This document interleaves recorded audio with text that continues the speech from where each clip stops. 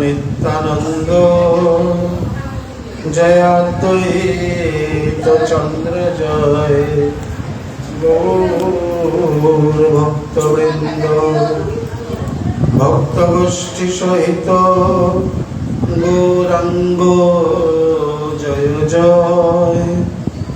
শুনিলে ভাগবত কথা ভক্তি লাভ হয়। যদনুচরিত লীলা কর্ণ পীযূষ বিপ্র সকৃদন বিদূত দ্বন্দ্ব ধর্মা বিনষ্ট সপদি গৃহ কুটুম্বং দীনমুৎসৃজ্য দীনা বহবৈহ বিহঙ্গা ভিক্ষুচর্যাং চরন্তি।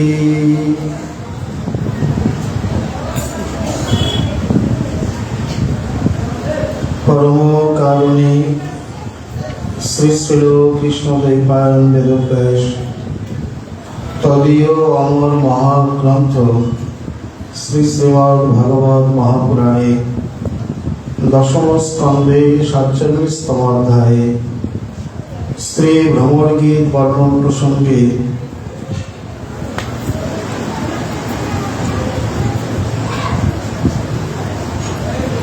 চিত্রজল্পের যে সপ্তম লক্ষণ সেই সম্বন্ধে বর্ণন করতে গিয়ে বলছেন, যদনুচরিত লীলা কর্ণ পীযূষ বিপ্র সকৃদন বিধূত দ্বন্দ্ব ধর্মা বিনষ্টা সপদি গৃহ কুটুম্বং দীনমুৎসৃজ্য দীনা বহবৈহ বিহঙ্গা ভিক্ষুচর্যাং চরন্তি। আমরা যা করি তাকে বলে কর্ম, তিনি যা করেন তা হলো লীলা।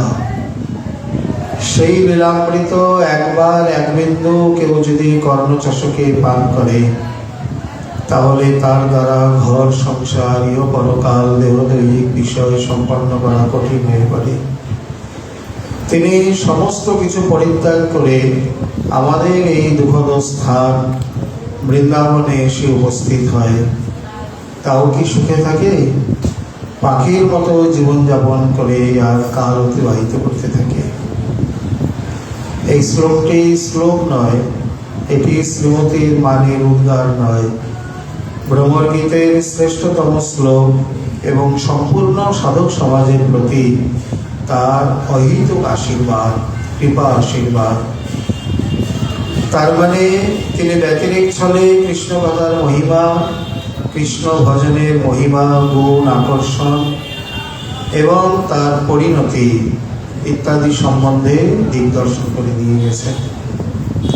আমার কথা কবে যে আমার মতো হবে সে বসিয়া কহিল বৃন্দাবনে। এর থেকে বড় আশীর্বাদ আর কি হতে পারে? বলে এই কান্নাকাটি, হাহাকার, দুঃখ, আরতি এগুলোই আশীর্বাদ?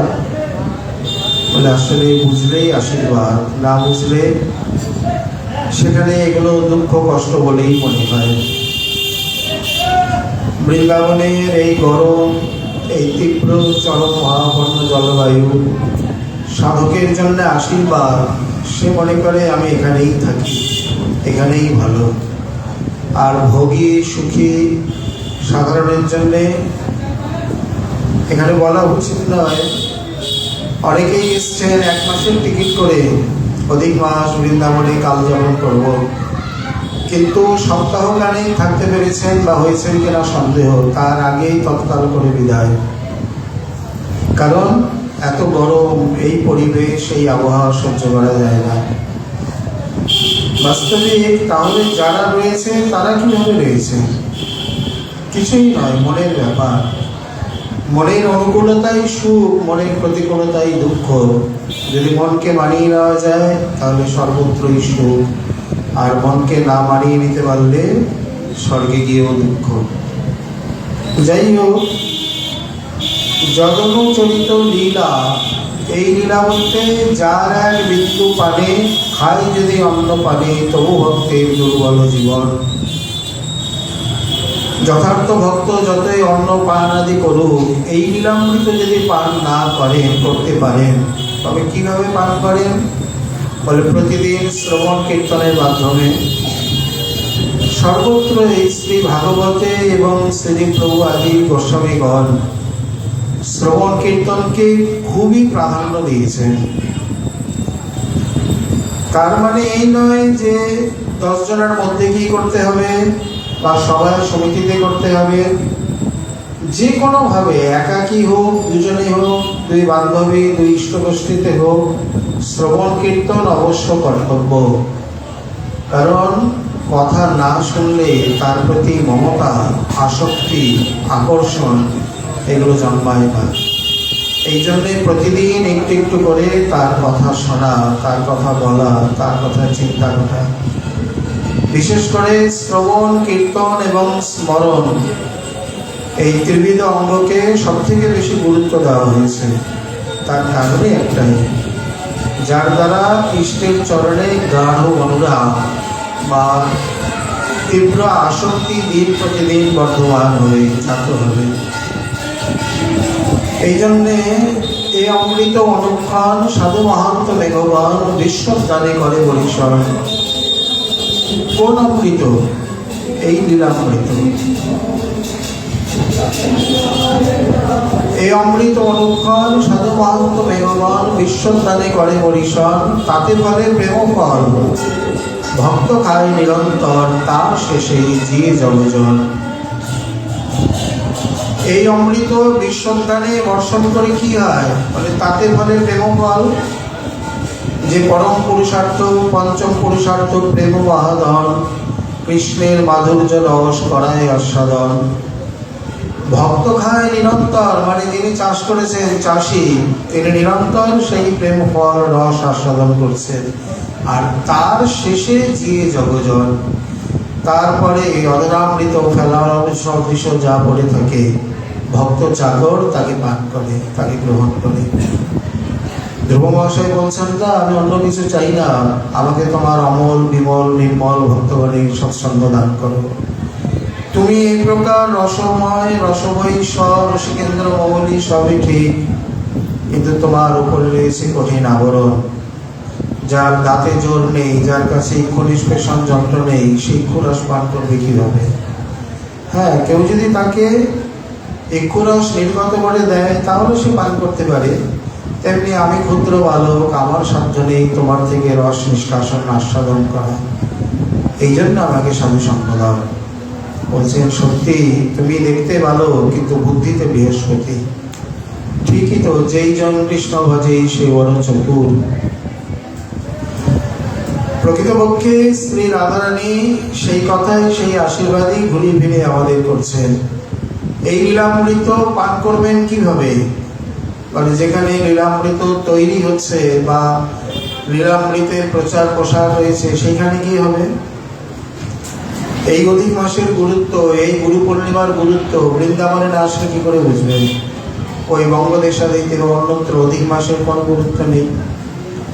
আর এখানে এত গরমে, এত কষ্টে, এত বর্ষায় যেভাবে হোক কথামৃতের প্লাবন হয়ে চলেছে। কথা, কীর্তন, উৎসব, সাধু সেবা, পরিক্রমা সব চোখের ওপর সাক্ষাৎ দৃষ্টান্ত। অতএব সেখানে যাও। তস্মিন মহনমুখরিত মদেবেশ চরিত্র বিজুষ শেষ সরিত পরিতস্রবন্তি তাজে বিবন্তি অবিতৃষ নৃপগাঢ় কর্ণৈ স্তন্য স্পৃশন্তি অসনত্রিট ভয় শোক মোহ। সর্বত্র একই কথার ঝঙ্কার। সেই পীযূষ সার গঙ্গাতে একদিকে বয়, কথারূপী নদী অমৃত 10 দিকে বইছে। যে যেখানে আছে সেখানেই পান করছে। কাজে পিবন্তি অবিতৃষ, অতৃপ্ত হয়ে সেই অমৃত যারা পান করছেন। কিভাবে? হে নৃপ, গাঢ় কর্ণে, মানে অত্যন্ত আসক্তির সঙ্গে, কর্ণচষকে, তান ন স্পৃশন্তি, তাদেরকে স্পর্শ করে না। কে? অসনত্রিক, মানে ক্ষুধা পিপাসা, আর সেই সঙ্গে ভয় শোক ও মোহ। একই ময়েরই 3 কালে 3 নাম। বর্তমান কালে মোহ, মনে করো কারো 10 কোটি টাকা, বর্তমান কালে প্রচন্ড মোহ। টাকাটা নষ্ট না হয়, চোরে ডাকাতে না নেয়, ডাক্তারে না নেয়, বা ছেলেপুলে নষ্ট না করে, তার জন্য প্রতিনিয়ত ভয়, এটি ভবিষ্যতে। আর টাকাটা কোনো মতে যদি নষ্ট হয়ে হারিয়ে যায়, তার জন্য প্রচণ্ড শোক, এটি অতীতে। একই ময়েরই তিন কালে তিন নাম, যার অন্যতম দৃষ্টান্ত শ্রী পরীক্ষিত মহারাজ। সুরমণি বললেন, আজ কদিন হয়ে গেল, অন্ন জল গ্রহণ করো। বলছেন, না না। যে ক্ষুধা পিপাসাকে সহ্য করতে না পেরে ঋষিকে অপমান করেছে, আপনার শ্রী মুখামৃত হরিকথামৃত পান করে সেই ক্ষুধা পিপাসা আমাকে আর ব্যস্ত করতে পারছে না, আপনি যথেষ্ট কীর্তন করুন। অতএব এই জন্য বলছেন যে এই লীলামৃত একবার এক বিন্দু কেউ যদি পান করে, সপদি গৃহ কুটুম্বং দীনামুৎসৃজ্য দীনা, তিনি তার ঘর দুয়ার ইত্যাদি সমস্ত কিছু পরিত্যাগ করে চলে আসে। দ্বন্দ্ব ধর্মা বিনষ্টা, এই শ্লোকটি সব থেকে গুরুত্বপূর্ণ। আবার এই শ্লোকের মধ্যে দ্বন্দ্ব ধর্মা বিনষ্টা, এটি সব থেকে বেশি গুরুত্বপূর্ণ। কারণ গৃহ পরিবার অনেকেই ত্যাগ করে, কিন্তু তাই বলে দ্বন্দ্ব ধর্ম ত্যাগ করে দিয়েছেন তা নয়। এখন দ্বন্দ্ব ধর্ম কাকে বলে? দ্বন্দ্বম কলহে যুগ্মে চ, দ্বন্দ্ব বলতে কলহ, দ্বন্দ্ব বলতে ঝগড়া, জোড়া। বিশেষ করে স্ত্রী পুরুষ, পাপ পুণ্য, আলো আধার, সত্য মিথ্যা, স্বর্গ নরক, দিন রাত্রি, এই যে জোড়ায় জোড়ায় জগৎ সৃষ্টি, এও এক প্রকারের দ্বন্দ্ব ধর্ম। আবার টিকাকারগণ আরেক প্রকার বলছেন, এই কথা যদি কেউ একবার শোনে,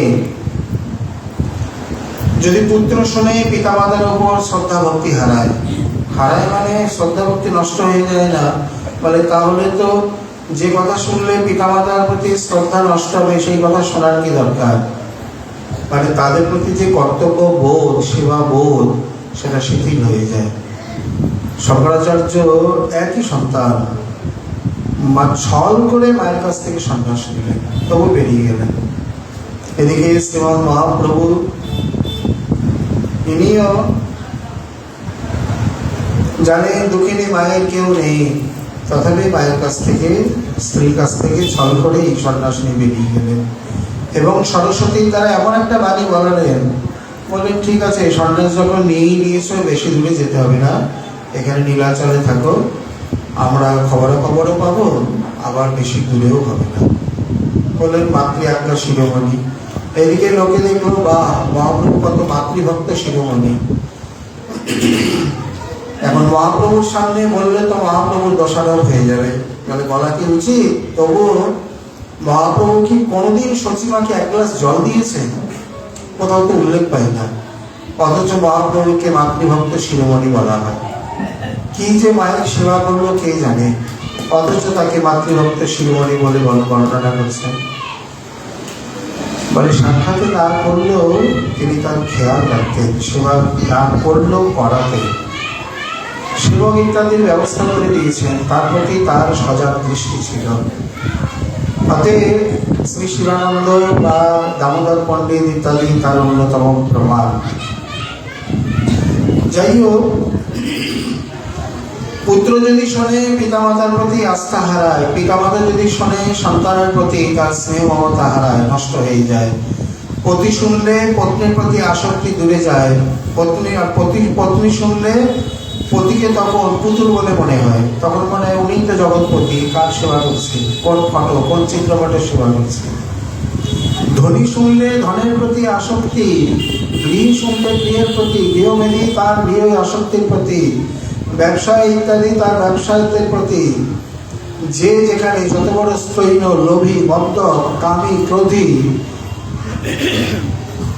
এক কথায় যে যেখানে এই কথা অমৃত যদি শোনে বা এই অমৃত পান করার সুযোগ সৌভাগ্য প্রাপ্ত হয়, যে যে জায়গায় তার মন বাধা আসক্তিতে, সেই জায়গায় সেই আসক্তি শিথিল হয়ে যায়, ছিন্ন ভিন্ন হয়ে যায়। এক কথা এটাই হলো দ্বন্দ্ব ধর্মাবিনষ্ট। কারণ যে বেঁধে রাখে, যে ধরে রাখে,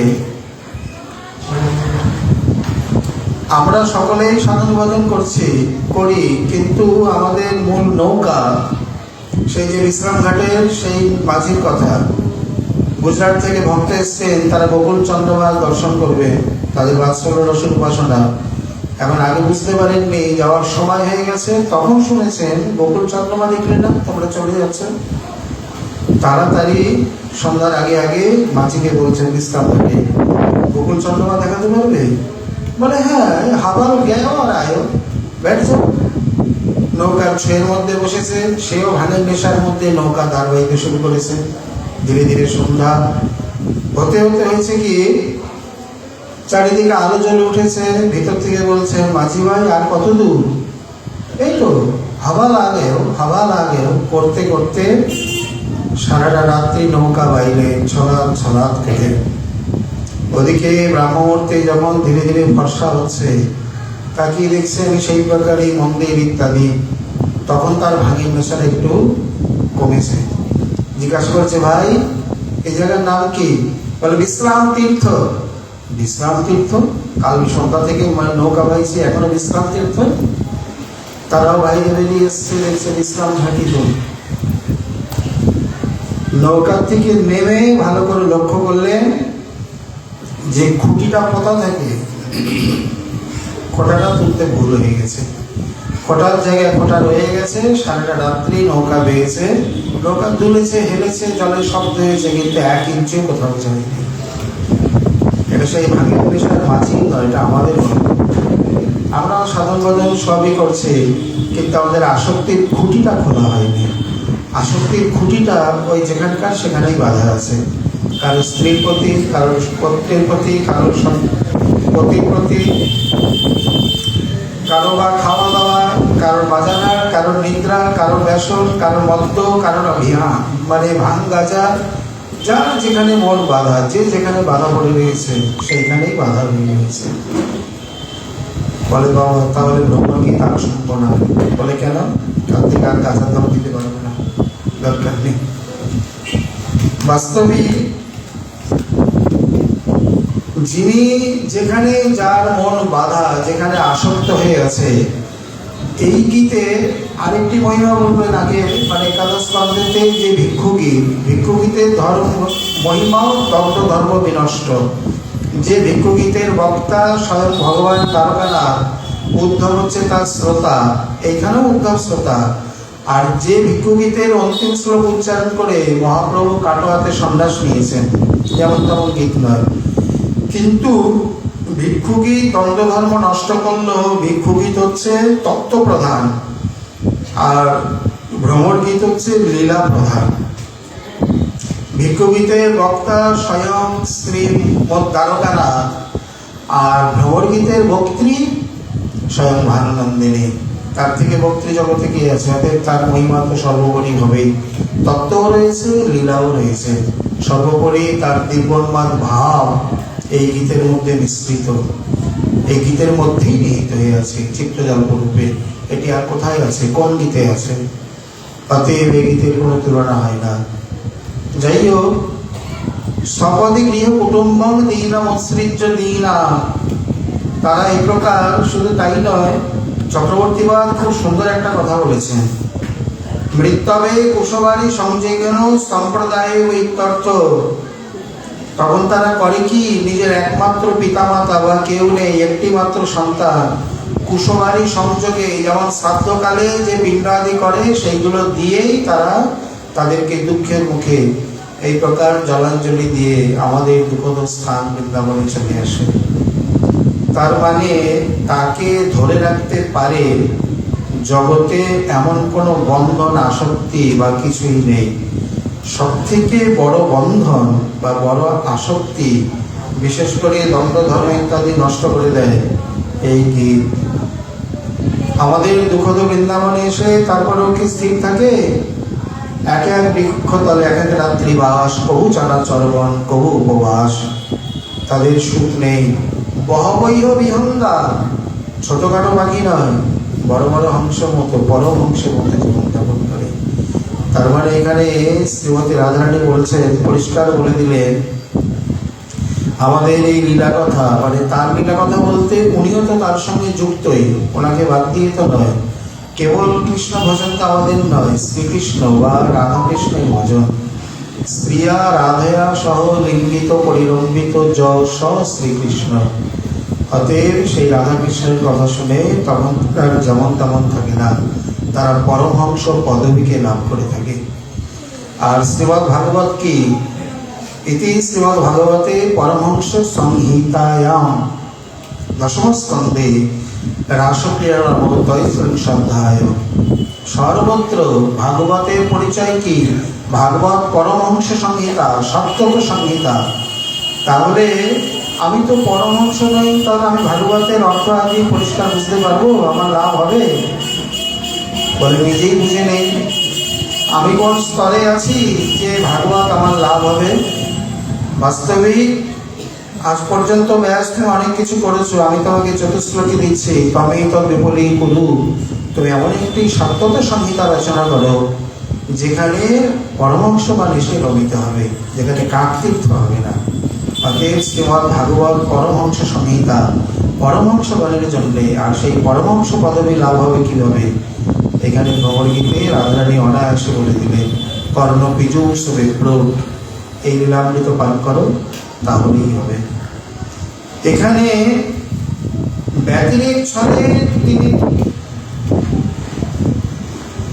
ব্যতিরেক ছলেতে কৃষ্ণ কথার যে কি আকর্ষণ, মহিমা, গুণ, তার কথা তিনি ব্যক্ত করছেন।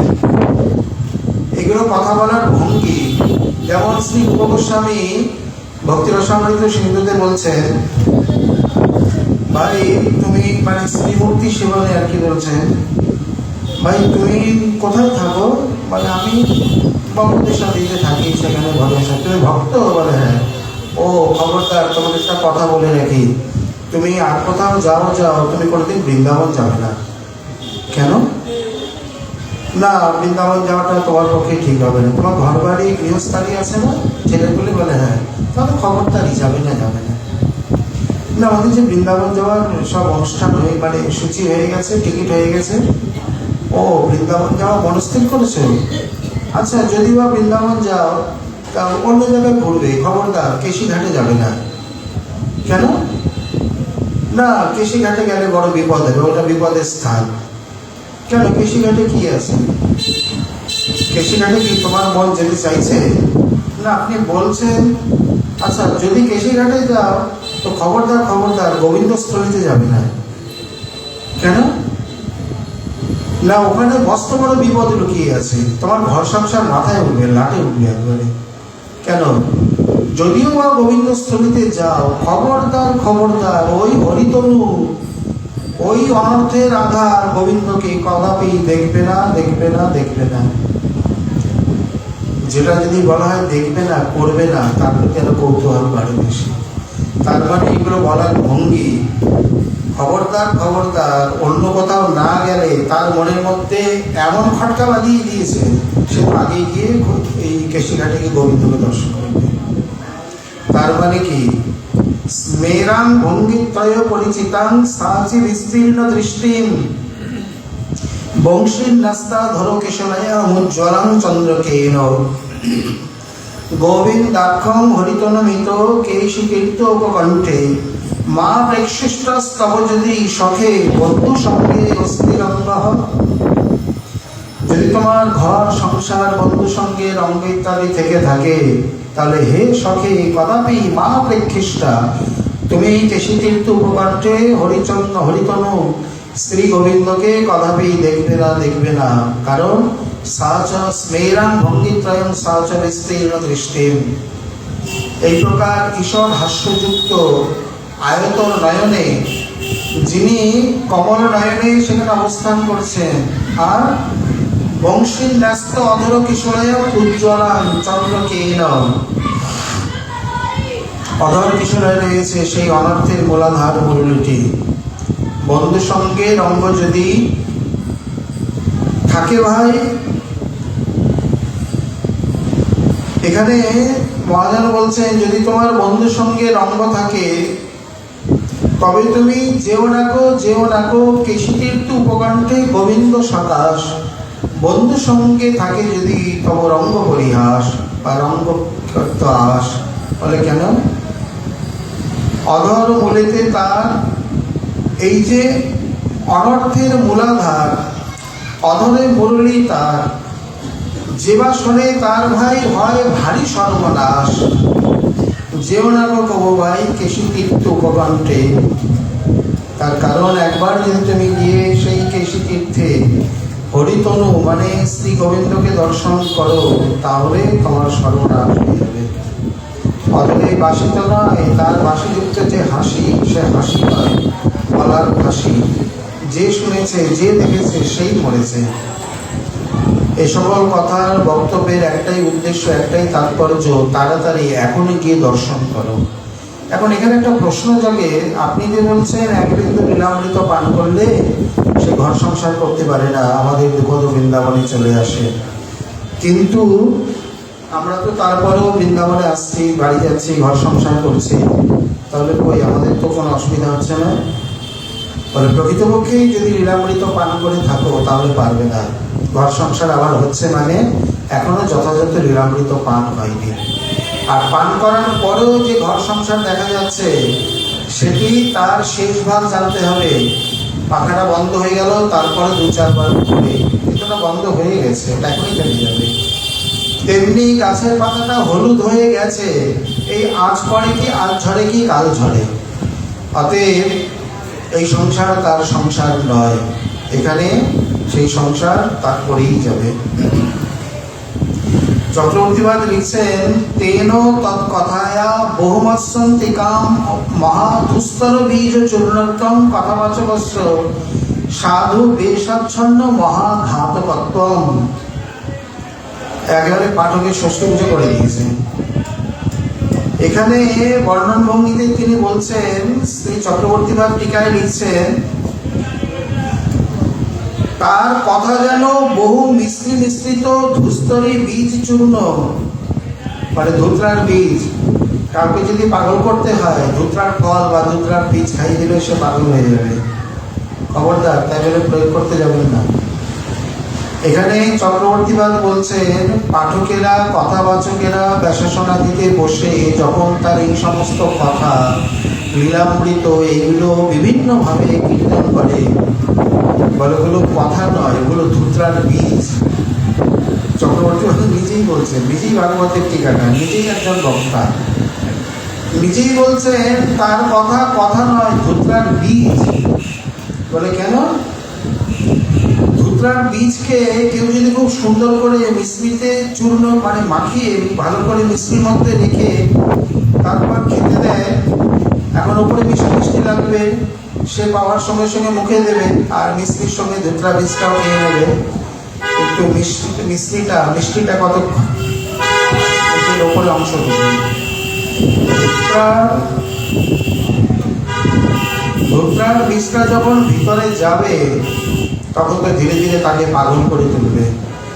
তেমনি কৃষ্ণের এই যে লীলা কথা, কথা তো নয়, যেন সুর। এই প্রকার পাঠকেরা করে কি, সুন্দর মিষ্টি মিষ্টি কথা, উপমা, অলঙ্কার, দৃষ্টান্ত, সুললিত কণ্ঠস্বর ইত্যাদি দিয়ে মিশ্রির মতো করে এমনভাবে পরিবেশন করে, শ্রোতা হা করে তাকে গ্রহণ করতে থাকে। শ্রোতা একে বসে নিচে, বক্তা ওপরে, তার মুখে তার কানে ফেলতে সুবিধা। আর যদি একটু মন দিয়ে শোনে, সেই ধুতরার বীজ প্রথমে তো যখন পাঠ শোনে, পাঠের আসলে মিষ্টি মিষ্টি লাগে, আর ঘরে গিয়ে তখন মনে হয় তার এই প্রকার ধুতরার বীজ। বলে কি প্রকার? ছেলে মেয়ে পাস করে এসছে, এসে পাঠটা শুনে সাধু সঙ্গ করে তারপরে গিয়ে বলছে, আচ্ছা তুই পাস করেছিস, চাকরি করে এখন তোর একটা মেয়ে ভালো করে বিয়ে দিই। ছেলে বলছে, মা আমি এই চাকরি করবো না। এই চাকরি করবি না? কোন চাকরি করবি? আমি ওনার চাকরি করবো, আমি বৃন্দাবনে প্রভুর চাকরি করবো। তার মানে তোকে এত কষ্ট করে পড়ালাম, বড় করলাম, আর তুই আমাদের ফেলে রেখে এখন চলে যাবি? মানে না, আমি পড়াশোনা করে এখানে একটা মনস্তত্ত্ব থাকে, একটা মনোবিদ্যা থাকে, ইত্যাদি পড়ে আর সৎসঙ্গ করে আমার আজ এই মনে হয়েছে যে জীবনটা নশ্বর, অতএব আমাকে চলে যেতেই হবে, আমাকে সাধন ভজন করতে দাও, আমাকে ছেড়ে দাও। আরও তো ভাই আছে, তুমি তাদের নিয়ে থাকো। মা তো আমার কান্না শুরু করেছে। এই জন্য তোকে আমি পেটে ধরেছিলাম, হ্যাঁ এসে বলছে, মা আমি তোমার ছেলে কবে থেকে যবে থেকে পেটে তুই জন্ম নিয়েছিস তবে থেকে। বলে তো তোমার বিয়ের আগে কোথায় ছিল? বিয়ের আগে কোথায় ছিল? এসব কথা কেউ বলে নাকি? তাহলে আমি দুদিন আগে কোথায় ছিলাম, দুদিন পরে কোথায় যাব? কেন আমার ভজন নষ্ট করছো?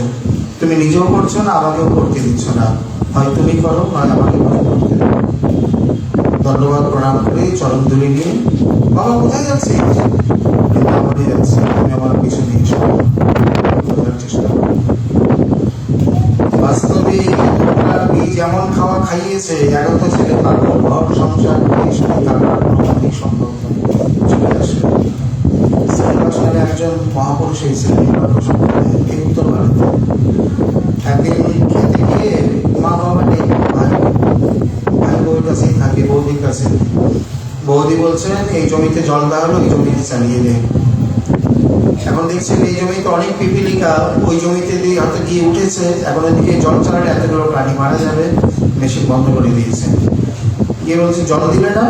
বলে, কালকে দেবো। তোমার আজকে পিপাসা লাগলে তুমি কালকে জল পান করো? আরে খেত তো একদিনে কি হবে? কেন, কি হয়েছে? ক্ষুধা লেগেছে না মেশিন তেল নেই? কোনটা? আজকে যদি জল চালাই এতগুলো চেপি মারা যাবে। এমন মুখ বিকৃত করে উঠেছে, ওরে আমার মহাপুরুষ রে, কতগুলো চেপি মারা যাবে, অত বিচার করলে সংসার ধর্ম হয়? নে জল চালা তাড়াতাড়ি। সঙ্গে সঙ্গে এমন একটা উত্তর দিলেন, এতগুলো প্রাণী হত্যা করে যে সংসার করতে হয়, এটা তোমরা করো, আমার দ্বারা হবে না। বলে ওই ক্ষেতের থেকেই বিদায় নিলেন।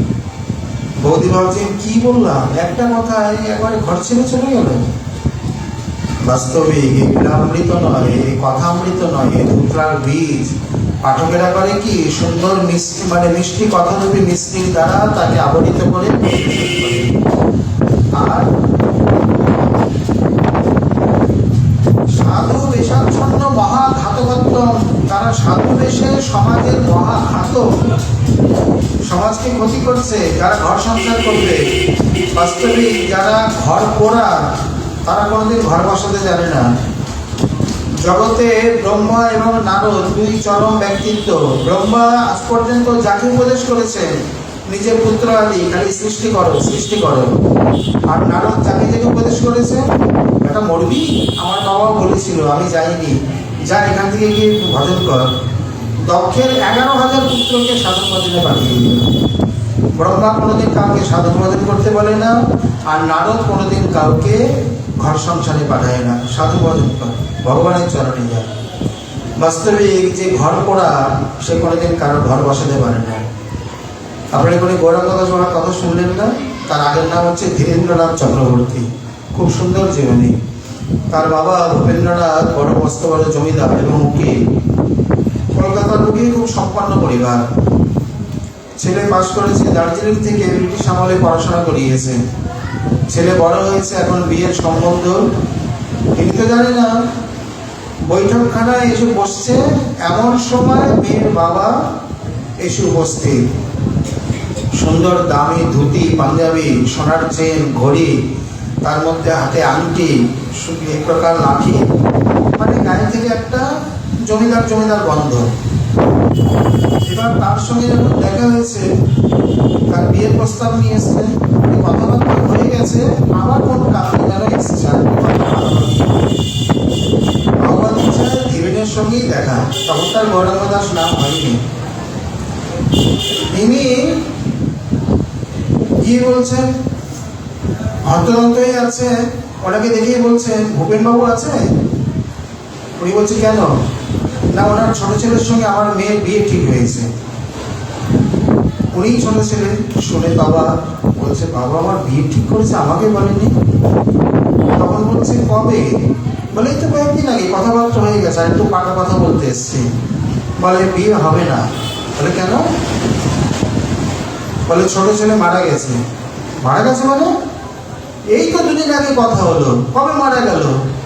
বলে, হঠাৎ করে এমন দুর্বার কলেরা হয়েছে যে ডাক্তার ডাক্তার কিছুই করতে পারেনি, ছেলেটা মারা গেছে। তাই ভূপেনবাবুর সঙ্গে দেখা করি? না, শুনে সবে ছেলে মারা গেছে, এখন উনি শোক তত্ত্ব, আপনি পরে এসে কোনোদিন দেখা করে নিন, এখন যান। এইভাবে তো তাকে বিদায় দিল। বিদায় দিয়ে উনি ভাবছেন আর এক ক্ষণকাল এইখানে হয়। সঙ্গে সঙ্গে তিনিও চলে আসলেন কোথায়? কলুটোলায়। সেখানে তখন শ্রীপাদ রামদাস বাবাজি মহারাজ অবস্থান করছেন। এত সুন্দর লিখেছেন জীবনীতে, বলছেন উনি প্রতি বছর রাঘবের ঝাড়ি নিয়ে যেতেন। সেইবারে মহাপ্রভুর জন্য এমন একটা অমূল্য উপহার রাঘবের ঝাড়িতে ভরে দিলেন, সেইখান থেকে সোজা গিয়ে কোথায়? একেবারে পুরীতে। বাস্তবে এই যে ঘর পড়া, তার ঘর কেউ বসাতে পারে না, সে ঘর পড়ারই উপদেশ দেবে। সাধু বেশেন মহাঘাতক, তারা পাঠক নয়, তারা মহাঘাতক। পুরাণ পুস্তকস্য জালত্বম, পুরাণ পুস্তক নয়, সেগুলো হচ্ছে তাদের সব জাল। মানে পুরাণ রূপে ব্যাসদেব জাল বিছিয়ে রেখেছে, এই জালে যে সে পড়বে সেই পড়বে। ব্যাসাদিনাং জাল নির্মাতৃত্বম, ব্যাসদেব হচ্ছে সেই জালের নির্মাতা। মানে 18 পুরাণ হচ্ছে জাল, বা ভাগবত পুরাণ হচ্ছে তার জাল। কৃষ্ণস্ব পরমেশ্বরত্বেন তত্ত্ব আদেশৃত্বম, আর স্বয়ং ভগবান ওই যে নাটের গুরু কৃষ্ণচন্দ্র হচ্ছে তার মুখ্য আদেশকর্তা। মানে কৃষ্ণেন ভগবতম প্রত্যমিতি ভাগবতম। গোপৈব সর্বলোকা দুঃখাদ পতন্তিতি তস্য বিচার, সর্ব মানুষ সকল লোক এখানে এসে নিপতিত হয়ে দুঃখ লাভ করুক, দুঃখ ভোগ করুক, এটাই তার উদ্দেশ্য। বিদৃশ পর দুঃখ দর্শনমেব তস্য সুখম। আর তারা দুঃখে পড়ে যখন হা গোবিন্দ হা নিতাই গৌর বলে, এই দুঃখে, এই কষ্টে, এই গরমে, এই শীতে, এই ঠান্ডার মধ্যে স্নান, এই গরমের মধ্যে পরিক্রমা দেয়, তাদের সেই দুঃখ কষ্ট দেখে তিনি সুখ লাভ করেন। একেবারে ভজনের মূল রহস্যটি ভেঙে বলে দিয়েছেন। তার মানে ভজম মিংসামৃত্যুবৃত্তয়ে যথা দরিদ্র লব্ধ ধনী বিনষ্টে, দরিদ্রে পাইলে ধন যেন বুকে করি রাখে। তোমরা যে সারা রাত্রি ঘুরে বেরিয়েছো, তোমাদের পায়ে কাটা উঠেছে? বলে না, ওই তো আমি তো আগে আগে ঝাড়ু দিয়ে যাচ্ছিলাম। তাহলে দুষ্ট দেখা দাওনি কেন? বলে দেখা দিইনি এই জন্যে, ভক্ত যে হা গোবিন্দ বলে চোখের জল ফেলে, ওইটা আমার জীবাণু, কেউ কারোর জীবাণু নষ্ট করে না। তাহলে আমরা কষ্ট পাই, সেটাই তুমি চাও, আমি চাই না, তবে কখনো কখনো সেইটা আমার প্রয়োজন। এই জন্যে ভগবান কখনো ভক্তের চোখের জল এসে মুছিয়ে দেয়, কিন্তু একেবারে ঘুচিয়ে দেয় না। যেদিন ভক্তের চোখের জল একেবারে শূন্য হয়ে যাবে, সেদিন ভক্তের প্রাণ হয়ে পড়বে। অতএব শুধু তাই নয়, বহবৈহ বিহঙ্গা, তার প্রমাণ আর কোথায়? আমাদের ঘরেই তো রয়েছে। কেউ যদি দেশে যায় দেখে বৃন্দাবন, তাদের প্রশ্ন করেন প্রভুর পারিষদগণ। কেউ যদি কোনো মতে দৈবযোগে বৃন্দাবনে আসে, তখনকার বৃন্দাবন মানে কমপক্ষে 3 মাস, 90 থেকে 100 দিন। আসতে 100 দিন, যেতে 100 দিন, অন্য কোনো উপায় ছিল না, পদব্রজ ছাড়া। কেউ যদি দেশে যায় দেখে বৃন্দাবন, তাদের প্রশ্ন করেন প্রভুর পারিষদগণ। গম্ভীরাতে গিয়ে মহাপ্রভুর সঙ্গে দেখা করতে গেলে সকলে মৌমাছির মতো ঘিরে ধরত, মহাপ্রভু তো আসেনি। কি বলতেন? কহ তাহা কইছে রহে রূপ সনাতন, কইছে রহে বৈরাগ্য, কইছে করেন ভোজন, কইছে অষ্টপ্রহর করেন শ্রীকৃষ্ণ ভজন। সকল ভক্তগণ জিজ্ঞাসা করতে, রূপ সনাতন বৃন্দাবনে? তাদেরকে তার সঙ্গে দেখা হয়েছে? বলে হ্যাঁ। তারা কেমন আছেন, কিভাবে থাকেন, কিভাবে বৈরাগ্য ধর্ম পালন করেন, কিভাবে ভোজন করেন, কিভাবে ভজন করেন, বলো আমরা একটু শুনি। তাদের কথা শোনার জন্যেই সকলে আকুলি বিকুলি করতে। সর্বোপরি আচ্ছা, পিতামাতার সামনে যদি সন্তানের গুণগান বা তার কথা বলে, মা বাবা কিছু মুখে না বললেও মনটা একেবারে ভরে ওঠে। মৌচাকে যেমন মধুপূর্ণ হলে টস করে রস করতে থাকে, তেমনি হাতে হৃদয় থেকেও স্নেহ বাৎসল্য উঠতে থাকে। আজ মহাপ্রভুর প্রিয় স্বরূপে, দয়িত স্বরূপে, সহজাভিরূপে, বিতানিক রূপে কালের বৃন্দাবনকের বার্তা লুপ্তেতি তাং খ্যাপিতুম বিশেষ্য কৃপামৃতেন বিশ্বসিচ্চ তত্র তদেবস্তত্র রূপঞ্চ সনাতনঞ্চ। যিনি কৃপামৃতে তাদেরকে অভিষিক্ত করে, যে বৃন্দাবন রসকেলি বার্তা কালিতে লুপ্ত হয়ে গিয়েছিল, তাকে বৃন্দাবনে স্থাপনের জন্য 2 ভাইকে তিনি আবার পাঠিয়েছেন। 2 ভাই বড়, মানে 2 মন্ত্রী যেন। বিশেষ করে চৈতন্য প্রেম কল্পবৃক্ষের নিত্যানন্দ অদ্বৈত হচ্ছে 2 মূল স্কন্ধ, আর ছয় গোস্বামী হচ্ছে তার মূল শাখা, তার মধ্যে রূপ সনাতন অন্যতম মুখ্যতম। তাদের কথা যখন বলে প্রভুর বুকটা ভরে, এই প্রশ্ন প্রভুর পার্শ্বদগণের নয়, প্রভুর নিজেরই প্রশ্ন। বলো বলো রূপ সনাতন কেমন হয়েছে? কইছে অষ্টপ্রহর করেন শ্রীকৃষ্ণ ভজন, তবে প্রশংসিয়া কহে সেই ভক্তগণ। তখন সেই প্রশ্নের ছলে তারা উত্তর ছলে বলছেন কিভাবে? অনিকেত দোহে রহে যত বৃক্ষগণ, এক এক বৃক্ষের তলে এক এক রাত্রি শয়ন। গীতাতে শ্রী ভগবান যেমন বলছেন, অনিকেত স্থিরমতির ভক্তিমানবে প্রিয় নরহ। যেমন দাস গোস্বামী আদি কুটি বেঁধে এখানে ভজন করেছেন, আবার অনেক মহাত্মা ঘুরে ঘুরে ভজন করেছেন। দুটি পন্থাই প্রসিদ্ধ। আর সবসময় এক জায়গায় এক কুটিরে থাকতে হবে তার কোনো মানে নেই, বরঞ্চ এক জায়গায় থাকলে আসক্তি জন্মায়, এটা লাগে সেটা লাগে। আর ঘুরে বেড়ালে বা মাঝে মধ্যে জায়গা পরিবর্তন করলে মনের বৈরাগ্যটা টাটকা থাকে। এই জন্য অনেকে আছেন এক জায়গা চিরকাল থাকে, এখানে কয়েক বছর, ওখানে কিছুদিন, ওখানে কিছুদিন, যেখানে যখন ভজনের অনুকূলতা। অনিকেত দোহে রহে। সনাতন গোস্বামীকে আমরা জানি তিনি বিভিন্ন জায়গায় ঘুরে ভজন করেছেন, তার উপর মুখ্য দায়িত্ব। বিশেষ করে রূপ গোস্বামীও ভজন করেছেন বৃন্দাবনে, রাধাকুণ্ডে, তারপর এই যে টের কদম ইত্যাদি নন্দনামের পাশে। পরে গিয়ে একভাবে বৃন্দাবনে ছিলেন। আবার গোপালকে দর্শন করতে গিয়ে 2 মাস মথুরায় ছিলেন, ভক্তি রত্নাকরে প্রমাণও পাওয়া যায়। যাই হোক, অনিকেত দোহে রহে যত বৃক্ষগণ, এক এক বৃক্ষের তলে এক এক রাত্রি শয়ন। বিপ্রগৃহে স্থূল ভিক্ষা কাহা মাধু করে। ভিক্ষা 2 প্রকারের। এখানে ঠিক ভ্রমর গীতে মানে মধুকরের যে বৃত্তি তাই হলো মাধুকরী। মধুকর কোনোদিন পুষ্পের মধু সম্পূর্ণ একভাবে গ্রহণ করে না, কিছুটা নিজের জন্য কিছুটা ফুলের জন্য রেখে দেয়। পুরো মধুটা নিয়ে নিলে ফুল সঙ্গে সঙ্গে মুছিয়ে যাবে। তেমনি যারা পরমাংশ বা বিরক্ত তারা করবেন কি, গৃহীর উপর সম্পূর্ণ চাপ সৃষ্টি করে সম্পূর্ণ নিজের ভক্তবাণী বা নিজের ভক্ত পেয়েও একসঙ্গে গ্রহণ করবেন না, অল্প অল্প করে। যেমন এই বৃন্দাবনে দেখা যায় কোনো জায়গায় একটা রুটি, কোনো জায়গায় অর্ধেক, কোনো জায়গায় 4 ভাগের 1 ভাগ। বিশেষ করে একেবারে টুক ভোগ লাগে তো টুক খাও আর পিও যমুনা জি কো পানি। সব মহাজনগণ বাসনা করেছেন, কি গৌড়িয়া কি অন্য সম্প্রদায়ের। বৃন্দাবনে যে যাবে কি খাবে? বলে ব্রজবাসীর ঘরে মাধুপুরি ভিক্ষা, আর পিপাসায় বলে যমুনার জল। স্থানের কোনো অভাব নেই। মাধবী কুঞ্জর পরি সুখে বসি সুখসারী, গাইবেক রাধাকৃষ্ণ রস, আর তরু তলে বসি তাহা শুনি জোড়াই বহিয়া, কবে সুখে গঙ্গাব দিবস। এতে গেল খাওয়া দাওয়া। বাদ বাকি সময় কি করবেন? গোবর্ধনী সিদ্ধ বলছেন, বাদ বাকি সময় আমি এইভাবে ভজন করব, এইভাবে তার গুণগাথা চিন্তা করব। রাধা কৃষ্ণ বৃন্দাবন বৃন্দাবন বৃন্দাবন রটরে, কি কোণে ব্যাগে যুগল লড়া ওড়ে। বাস্তবিক দাস পরমানন্দজি অষ্টছন্দের কবি, কে নির্বার কি কি মঙ্গল করে বৃন্দাবনে যারাই বাস করেছেন তাদেরই একই কথা। বৃন্দাবন বৃন্দাবন রটনা করো, আর কুঞ্জের এক কোণে বসে এই প্রকার যুগল লড়াও। লড়াও মানে ঝগড়া নয়, লড়াও মানে লাড় পেয়ার করো। অতএব তারা বিপ্লবীতে স্থূল ভিক্ষা করতেন না, একজনের কাছ থেকে সম্পূর্ণ ভিক্ষা নিতেন না, যতটুকু দরকার একটু একটু করে মধুকরের মতো সকলের থেকে গ্রহণ করতেন। এই জন্যে তার নাম হলো মাধুকরী। মধুকরের বৃত্তি মাধুকরী ভিক্ষা। আর করোয়া মাত্র হাতে কাঁথা ছেঁড়া বহির্বাস, কৃষ্ণ নাম কৃষ্ণ কথা নর্তন উল্লাস।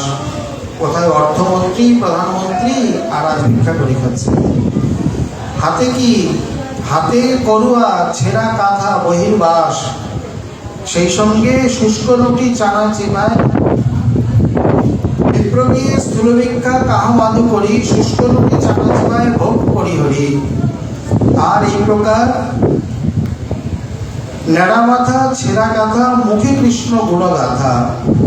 পরনে ছেঁড়া বহির্বাস, ছেঁড়া উত্তরীয়, হাতে করুয়া, আর মুখেতে কৃষ্ণ কথা নর্তন উল্লাস। অষ্টপ্রহর কৃষ্ণ ভজন, চারিদণ্ড শয়নে, নাম সংকীর্তন সেহ নহে কোনো দিনে। 4 দণ্ড মাত্র 24 মিনিটে 1 দণ্ড, এই প্রকার 4 দণ্ড মানে 96 মিনিট, এই বড় জোর টেনে টনে 1.5 ঘন্টা। এইভাবেতেও কোনোদিন শয়ন করতেন, কোনোদিন বা করতেন না, চিন্তন করতে করতে সময় চলে যেত। প্রভু ভক্তি রসশাস্ত্র করে লিখন, চৈতন্য কথা শোনে করে চৈতন্য চিন্তন। এটি বৈশিষ্ট্য গৌড়িয়া। যতই কৃষ্ণ ভজন করুক, গৌর কথা, গৌর চিন্তন, গৌর লীলা সৎসঙ্গ ইত্যাদি না করে তাদের দিন অতিবাহিত হতে হয়। যেমন দাস গোস্বামী প্রহরিক মহাপ্রভুর চরিত্র কথন, যতই রাধাকৃষ্ণ গুণ লীলা রস পান করুক, গৌর রস পান না করে কি আর সেই রস পুষ্টি হয়, হজম হয়? তাহলে বলছেন এখানে যেমন তেমন বিহঙ্গ নয়, ছোটখাটো পাখি নয়, হংস তাও ছোটখাটো নয়, পরম হংস হয়ে বহবৈহ বিহঙ্গা ভীষ্মচর্যাং চরন্তি। আমার কথা কবে যে আমার মতো হবে সে, বসিয়া কহিল বৃন্দাবনে। তারা এই প্রকার এই বৃন্দাবনে এসে পাখির মতো জীবনযাপন করতে দেখে। এখানে এসে যে সপ্তম লক্ষণ অভিজল্প, তার লক্ষণ বলছেন ভঙ্গা ত্যাগচিতি তস্য খগানাম অপেক্ষেদনা যত্র সানু স্বয়ং প্রত্যা তদ্ভবেদ অভিজল্পিতম। পক্ষীগণকে খেদ বা দুঃখ প্রদান করে বলে তাকে ত্যাগ করা উচিত। তাতে মনোতাপের সঙ্গে যাতে এই সমস্ত কথা বলেছেন, বিজ্ঞজন তাকে অভিজল্প বলে বর্ণন করেছেন। পরবর্তী এখনো 3টি লক্ষণ রয়ে গেছে। আমরা মনে করেছিলাম 10 দিনে 10টি শ্লোক আস্বাদন করব, কিন্তু জানি না প্রভুর কি ইচ্ছা। পরবর্তী লক্ষণ যেভাবে আবার বর্ণন করছে শ্রীমান মহাপ্রভুর কৃপা হলে আবার আগামীকাল আস্বাদন আশা করি। আজকে আমাদের শ্রী শ্রী ভাগবতী উত্তম সন্দেশ কথা এখানেই বিশ্রাম লাভ করি। নিতাই গৌর হরি।